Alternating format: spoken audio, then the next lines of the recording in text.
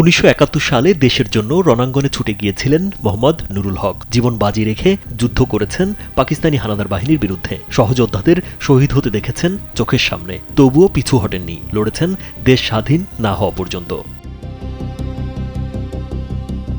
কিন্তু স্বাধীনতার ৫৪ বছর পেরিয়ে গেলেও এই মুক্তিযোদ্ধার নাম ওঠেনি সরকারি তালিকায়। রাষ্ট্রীয় স্বীকৃতি না পেয়ে এখন মানবেতর জীবন কাটছে তার পরিবারের। আমার বাবা সেই মুক্তিযুদ্ধের একজন মুক্তিযোদ্ধা ছিলেন, কিন্তু এত বছর পরও অনেক চেষ্টা করেছে, অনেকভাবে দোয়াদারি করা হয়েছে, মন্ত্রণালয় দোয়াদারি করছে। দোয়াদারি করার পরও সবকিছু থাকা সত্ত্বেও আমার বাবা মুক্তিযোদ্ধা সার্টিফিকেট পাইনি। টাঙ্গাইলের কালিহাতী উপজেলার নাগবাড়ি গ্রামের আজগর আলীর ছেলে নুরুল হক।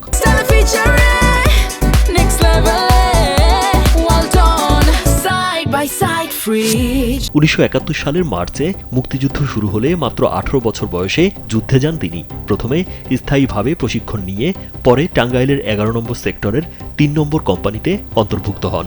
কমান্ডার ছিলেন আব্দুল সবুর মিয়া গোলাপ। মাসিকখানি না, তার আগেই তো আমরা 303 যার মতো পেয়ে গেলাম। আমরা 303 রাইফেল।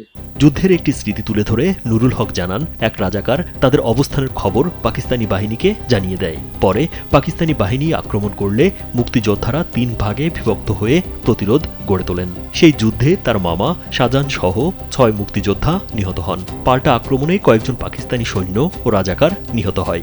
বাজারের থেকে ফাইটিং দিছে, ফাইট করে পরে মুক্তিযোদ্ধারা ছিল খাওয়াটা বাদ দিয়ে পজিশন নেয়, কত কভারিং ফাইট করে আর কত সামনাসামনি ফাইট করে। আরেকটি অভিযানে কালিহাতীর বল্লা এলাকায় সম্মুখ যুদ্ধে অংশ নেন তিনি। সেই যুদ্ধে রাজাকার সহ কয়েকজন পাকিস্তানি সেনা নিহত হয় বলে জানান তিনি।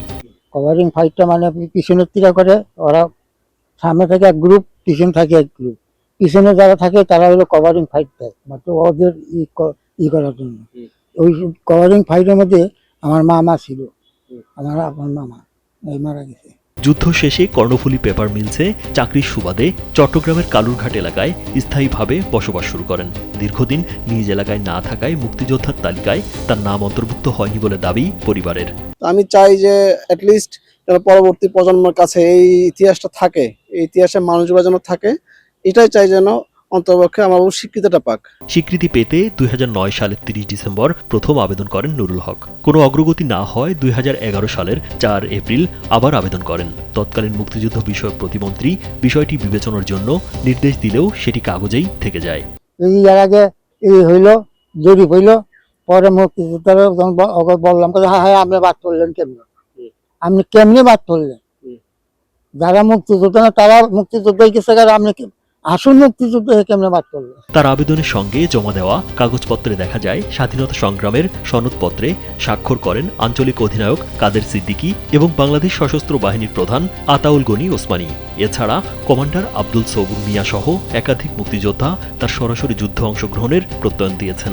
যে সময় জরিপটা হয় আমাদের গ্রামে থানার থেকে, ওই জরিপের থেকে আমার নামটা বাদ ফেলাই দিয়েছে। বর্তমানে বয়সের ভারে অসুস্থ নুরুল হক অন্যের বাড়িতে ছোট্ট একটি ঘরে পরিবার নিয়ে বসবাস করছেন চট্টগ্রামে। নেই নিজের ভিটামাটি। জীবনের শেষ প্রান্তে এসে তার একটাই চাওয়া, মৃত্যুর আগে যেন নিজের নামের পাশে বীর মুক্তিযোদ্ধা শব্দটি দেখে যেতে পারেন। রাজীব বিশ্বাস, কালবেলা।